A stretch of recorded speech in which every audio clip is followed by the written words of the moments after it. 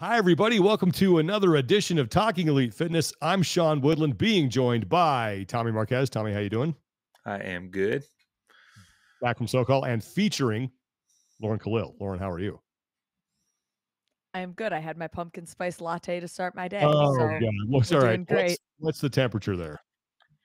The temperature, like 62. All right, we'll accept it. No. You said when it's in the 60s, Sean. Yeah, let's Let not the go down record this rabbit show. hole again. I'll accept it. All right. That's good for you. Thank All right. you. I'm glad you're feeling good. Well, today we're going to recap our experience at Wodapalooza and talk about what we think it could be moving forward and what we think it should be moving forward. And we're going to talk to our good friend, the 8-time now seated with hip function champion in the adaptive division, Tommy Ozga. Always a pleasure to talk to Tom. Great dude. He's going to recap his experience in San Antonio because the adaptive CrossFit games were the same weekend as Wodapalooza, and we were down there at TYR Wodapalooza and didn't have a chance to see much of what was going on with the adaptive games. So we wanted to bring Tom on and have him talk about the experience. And he's just a fantastic human being anyway. So we said, sure, let's have him on. Before we get going, though, we want to thank our sponsor for today. That is Box Basics. They are your ultimate online store for cross-training shoes. Right now, you can score a sweet 20% discount off of everything. Just head over to shopboxbasics.com. Use the code TEF. They have a killer selection of shoes like Nike, TYR, Strike Movement, Reebok, and more. Basically, if it goes on your feet and you can train in it, they've got it. Plus, they offer fast and free shipping across the United States and super easy returns and exchanges. Their customer service is second to none. It is absolutely incredible. Steven and Justin, the guys who run that business, are fantastic human beings, and they will do everything in their power to make sure that you are 100% satisfied, regardless of what your order is. So go to shopboxbasics.com. Use the code TEF for 20% off because that sale ends soon. So gear up with Box Basics. Shopboxbasics.com. The code is TEF. Get your gear before the deal is gone. Love the guys at Box Basics, man. They are just awesome. So if you want to support The best humans. a good, yep, Tommy's camera's battery's dead, so he's going to reset that. So we're just going to keep going there. Yeah, support a good business. They do it the right way. Customer service, good customer service is it don't exist much nowadays. And when it does, you get a real human with them. You get look, when they send us stuff, they included a handwritten note. Like how often that's language check. That's a big deal. All right. So all you kids out there that are looking for jobs and interviewing, always send a handwritten note afterwards. Trust me. It goes a long way. That's a personal touch. It does. It absolutely does. All right, let's get into TYR Wodapalooza SoCal, because the three of us had sort of different views of all this. I was tied up on the broadcast side of things. I didn't get to spend a whole lot of time walking around, kind of experiencing the vibe, but I was really dialed into the event itself as far as the TYR Cup is concerned. You two, on the other hand, were out, glad handing with the people and giving out goodies and putting up all kinds of great stuff on social media, talking to athletes. Overall, we can just go around the horn here. We'll start with you, Tommy. What did you think of the event as a whole? Footprint, great. Setup around the area, great. Timing of the competition, not so great. Could use improvement. Format of the competition, awesome. Yes. That's kind of a short and sweet version. Location, Huntington Beach, right on the pier, is great.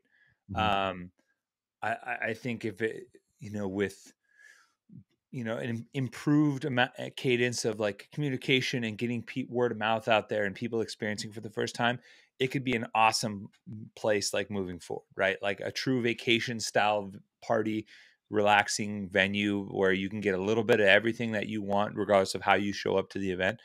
The timing of the TYR Cup, which was their marquee event, didn't love the late evenings. Yeah. I think we said this in previous episodes. Having it start basically after sundown removes the benefit of the location, right? Visually. when it's at night and then you just you have to blast it with light. It looks the same just about everywhere else, and you don't have the sky, like the backdrop that Miami has with the skyline. Right. Mhm. So I think towards the end of the Sunday, having some competition during the day and maybe saving one for right around dusk, as the sun sets with the golden hour would be cool. Probably require a little effort on the camera guys' parts, make sure exposure and the visual looks good. But I think you could space it out in a better way where maybe it goes from like 5:30 to Noon to 3. 7:30. Huh? 3. Noon to Noon to 3. Okay. Because Yeah. especially when we have North America versus world, the rest of the world was asleep as Good the point. live stream was happening. So you're Sure. Yeah. just canceling out a huge portion of people who want to watch these athletes throw down. So moving it up so you can find like the best time where you can Yeah. That's maximize a good point. viewership.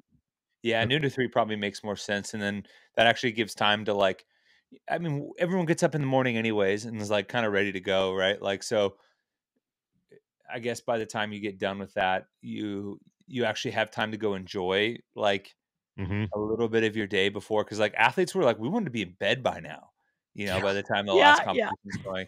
And so like you get done at 3, you have some cool down time, you can actually go get a nice dinner somewhere, like go scope it out. And if with the competition looming late in the day, you're not doing much like leisure time to begin with. So yeah, I think that's probably better. That's a good point, Lauren. Yeah. Yeah. I Well, understand and the intent of it, but of wanting to do it at night. Like totally get that. But I think and look, Dylan and that crew they're smart. They'll look at it. And I think that it just would be better during the day Yeah. in that setting. Yeah. and I think The a other way to Go ahead. just another way to fill those seats more is then the community divisions that were also competing there. I feel like a lot of them left and didn't stick around to watch the elites because Yep. they got to compete the next morning. They got to go home. They got to go to bed. If you had it right smack dab in the middle of the day, you would trickle in some of those spectators as well, which would give them the opportunity to watch them compete.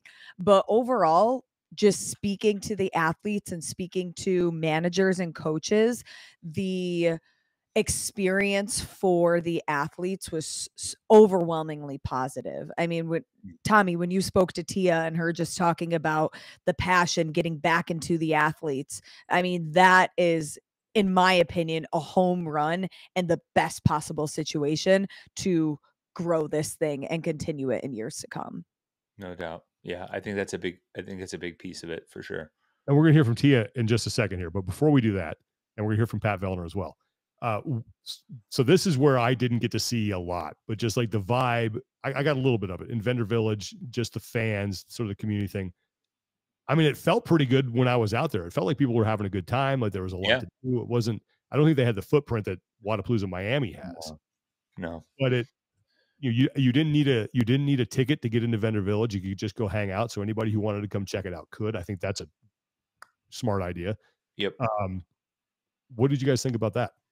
About the vibe? Yeah, I think it was a good first step, right? Like Vendor Village probably wasn't as robust as people going to Wodapalooza would expect, but I think there was a decent amount of foot traffic, and I think if you're trying to aim to replicate Wodapalooza Miami, an event that's 13 years somewhere ish, 10 Has it been that ish years. long?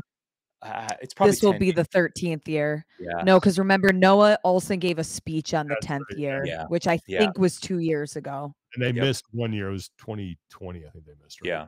Yeah. Yeah. So Mhm.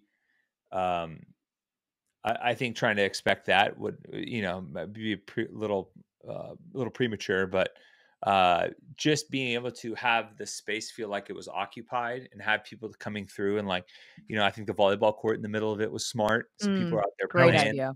Yeah. People played all day. Yeah. Was good. I think it was just it was a good first step, Yeah.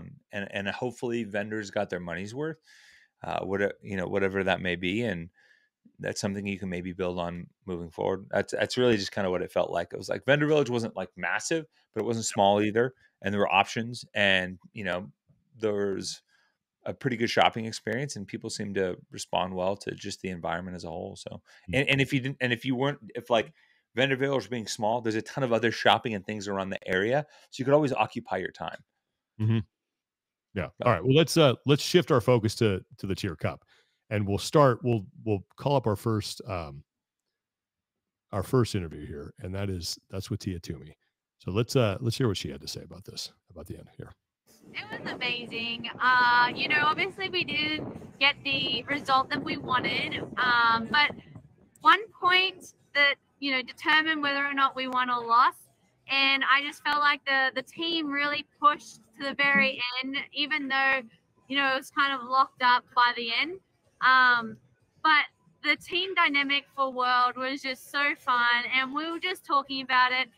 Like, despite the placing, we all came here for what we wanted. A lot of athletes were a little bit unsure of what their future looked like in the sport of CrossFit. They weren't sure if they wanted to still be a CrossFit athlete and everything. And so it's really reassuring that after this weekend, they still love competing. They still love, the adrenaline that competition brings. And I think it ignited a lot of fire in each individual's, body. So that's really, really nice to hear.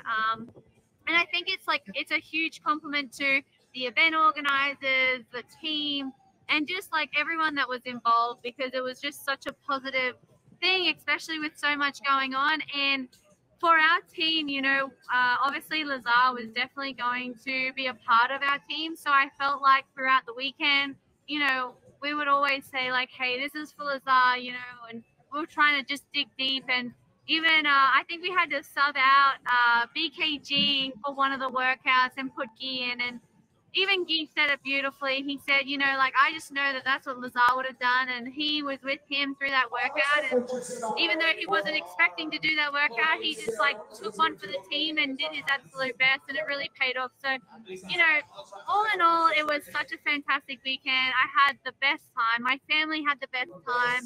And, that's really that anyone can ask for. And I really love the friends that I've created this weekend in my team. Yeah, totally.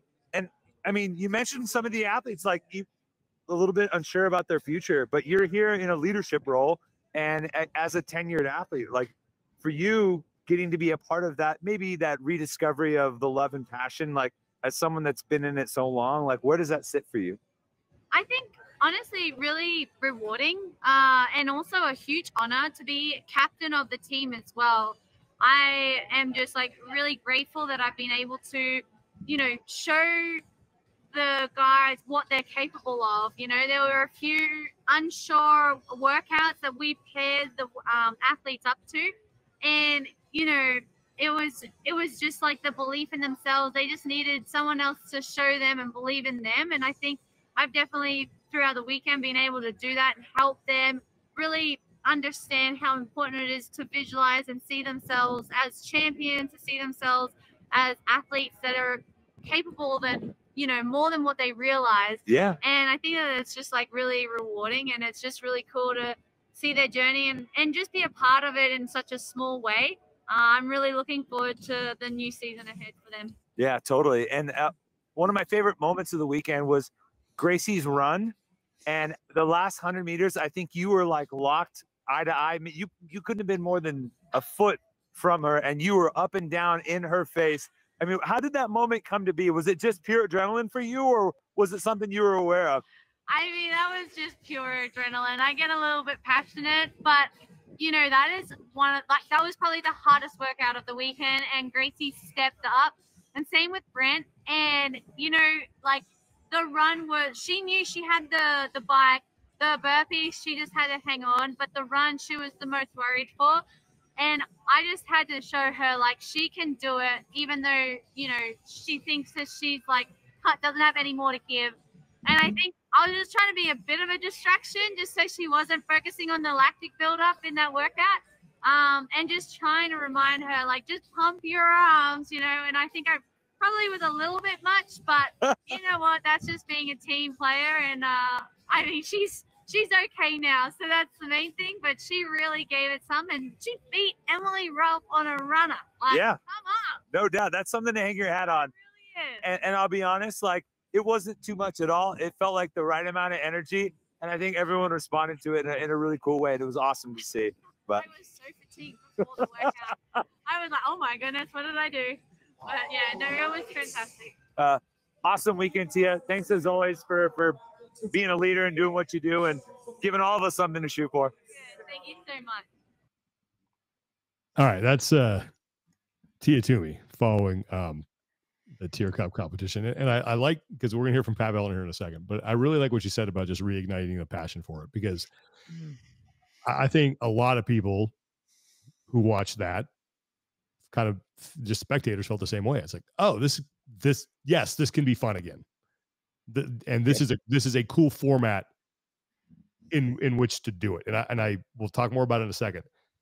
I think the format is a big win and something that the sport should lean into moving forward. Yeah, that was something that was alluded to by athletes a couple of times throughout the weekend, that like their future in the sport and really like whether or not that wanted to be something that they pursued long term, or even for like short term as a career and as a physical pursuit for them. Just it was like up in the air, right? I don't want to like get too hyperbolic, but like if you've ever seen kind of like the light and passion go out in someone's eyes, like that was kind of like what was the lasting, lingering like effect and feeling from when we left Fort Worth, right? Like a lot of athletes just didn't have it. And there was maybe a little bit of that lingering to start the weekend, but like some hope. And then as the weekend came along and you started to see them interact and spend time with each other behind the scenes. And speaking with Jeff Adler, he put it really well. Like on the competition floor, it was competition. But the minute we were off, it was almost like therapeutic a little bit. And like there was, kind of hobnobbing and trash talking in a way that was like very conducive and uplifting to people, just because it like allowed you to kind of sink your teeth in from a passion perspective. And it reminded you that you do love the sport and that it's something that like we've poured a lot of time into, and it still gives back something to us, even if we're not happy with the way, some of the things that have transpired lately. Yeah, and even when Brent Fikowski at the end of the weekend came over to us and he said something along the lines, it's just nice to see people smile again. I think that was a huge thing, and giving the athletes an environment where they can compete and they can put it all on the floor, and there's a lot of money on the line, but then be able to, get to know some of their teammates on maybe a more intimate level, because instead of being competitors, now they're teammates. They have to strategize and work together. I just think that it was the perfect way to bring that spark back, bring the fire back to some of these athletes who might have been feeling a certain way, rightly so, after the games. All right, well, let's hear from Pat Vellner right now. Pat, congratulations. Thank you. A very different weekend of competing, but what do you think the highlight moment of being with this team was? Today was a big day. Today was like we kind of were up and down trading points all weekend, and then this morning was a bit of a come together in the morning moment, being like, look, we got to string together a few, and if we can go, the whole plan today was like, we got to win the beach. The whole weekend hinges on that, and we need 6 points by the end of the monostructural event, and then we had to make a double substitution, and we were going to sacrifice Danielle and I in the Captain's Challenge to win the weekend before the Captain's Challenge. So the whole day today was hinging on like, we need those 3 points early, and we made some plans, and everybody stepped into like specific roles, and the whole team came together and embraced those positions really well. Whereas I feel like a lot of the rest of the weekend, it was like pieces of really good, and then a big miss, and then something really good, and then a bad error. And today everybody came together awesome, and it was cool to see that like when it mattered for the weekend, everybody just really stepped into position, and it was awesome. So. And then another win or award that you received today was the Lazar Jukic MVP award. Yeah. Being so close to the games, getting the award, what does it mean to be able to keep his name out here and continue to have his memory forefront? It's awesome. Like, that's super cool for us, and I think it's so recent it feels weird, right? Like it feels to have a like in memoriam award for my friend is weird, to be honest. Like the videos we saw throughout the weekend with him, some of the videos are like months old, right? Like it just feels like barely feels real still. So I don't know. I think as someone who is a good friend of his, I think it's awesome, and I feel really privileged to have it. You know, I think it's funny because I think I won it for talking a lot of shit and doing whatever and just having some fun with the competition, right? Which is awesome. But I think also what's important about the award is it's not just an MVP award, but it's sort of an award for the attitude and the way you make people feel, and I think that those things are just as important. And I think being voted on it by a group of peers as well is hugely important. So that means a lot to me. I think even as someone who's getting to the end of their career, to feel like groups of athletes are like, you know, grateful for what you've done in some way, right, and appreciate having you around is really, really cool. So, you know, we hope that this award continues to be what it is and be something that people want to get for years, right? Like be something that people strive to and something that they want to be like. So if we can be that and have people want to be like Lazar, that's the best we could ever do for them. All right, Pat Vellner following North America's win at the TYR Cup. And I think that obviously Lazar's death is going to loom over this sport for a while. But it seemed like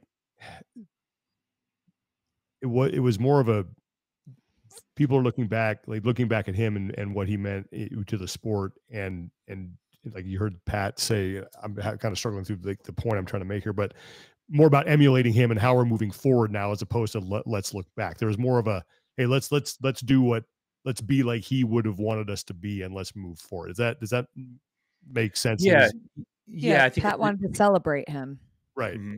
I think it's a shift, you know, in the grieving process, if you will, where you're more reactive and letting things come to you versus, you know, hey, I've done that, and now I want to go out and I want to be active, and start to make moves and do things on, you know, on my own accord and the way I want to, and, you know, like make stuff happen, you know, and I think it's a little cliche, and it's a little like, you know, kind of big picture and maybe like woo-woo-y a little bit for some people to hear that, but that's really kind of what it is. It's like, you know, I'm not just going to sit back and just kind of let these emotions come and go. I've done that enough. And a lot of athletes felt like, all right, well, now I know where I sit with those, and I need to go start to live my life, be who I am, and do things that I think can honor him in a really big way. Yeah. Okay, let's talk about the TYR Cup itself, because here's what I think. I think, like I said, CrossFit, the sport, Wodapalooza should lean into this format next season. The team competition, the way it is now for the games, it's not, and the team competition in general is sort of continuing to sort of fade a little bit now that Rich has exited and you don't have that kind of star power. I mean, you still have some big name athletes that trickle in there, but they're towards sort of the back end of their careers. You can't, like, CrossFit will never get rid of the team competition, because that means you're taking an opportunity to compete away from a lot of athletes, plus the money that they pay to be in the open. And I think that competition, the team competition, probably will get spun off into something like we've seen with the Masters and Adaptive. But what I would love to see is the TYR Cup kind of become the new Invitational and expand it to 4 teams, do Canada, United States, Europe, Pacific, maybe throw like a 5th team in there of LATAM. Sure. That works. That's fine too, because I think that they would go nuts for this. And use it and use the worldwide rankings are kind of a road to nowhere right now. They're neat, but they don't really do anything. Use the worldwide rankings as something that helps determine who's going to be on that roster. Take this, and you have teams of 8. So if you had, let's just keep it at 4 teams, that's 32 athletes that could be represented at this competition. It you know, I know some, oh, well, that kind of dilutes the talent. Sure, but it also gives everyone a chance. Yeah. And let you know that tell that story throughout the season of, hey, who would be, if we did this right now, who would be the top 6 athletes to make it on to the United States team, and still have that captain's choice where they get to choose 2 more. You let the 6 athletes vote on who they think the captain should be, whether that's a current athlete or maybe it's a coach, and that coach gets to make the choice. And then have the competition and make it just make it all about the tier cup, 4 teams head to head over the weekend. Because I think one of the problems that with this current format, and it's just by nature of just having 2, is that once someone won, it was over. You know, once someone won the event, there's no, okay, the drama's over. If that captain's matchup didn't mean anything. Yeah. Whereas if you have 4 and there's still spots available, like second and tiered prize money, right? And tiered prize money. Now everything means something throughout the entirety of the competition. And look, I just think I love that format. I think what they also need to do too is put limits on how many times you can use people. Because Tia Toomey wound up doing, I think, 9 of the 11 events. You need to have like, and why wouldn't she's good enough? What if she's good enough, right? I know, but I like Chase talked about this on the broadcast. It's like, what, make that strategy a little tougher now. Like, when are you going to use her? Because you can only use her for what, let's say 7 times max. So how are you going to figure that out? I like the thought of limiting the amount that like each individual can compete. And Sean, you talk about how maybe it dilutes the overall fitness of the field, but what I really like or would like them to lean into is those head-to-head battles. And I mean, CrossFit is this sport that's well-rounded, but I think this is an environment where you can lean in to specialists, because that's when we see the crazy moments. I mean, Guy lifting, just let him lift as much as he wants to, and that's the end of his day. They're going to win an event, probably. Yeah. Right? And I mean, one of the most entertaining events for me was watching the Echo Bike, 50 calories, the 50 bar facing burpees, and the 500 meter run, the head battles where people were just selling out, and these individual athletes gaining points on a team format, I think is a really cool thing to lean into with the tier cup. I might go ahead, Tommy. Do you have any thoughts about that? No, I was just going to say, I like that.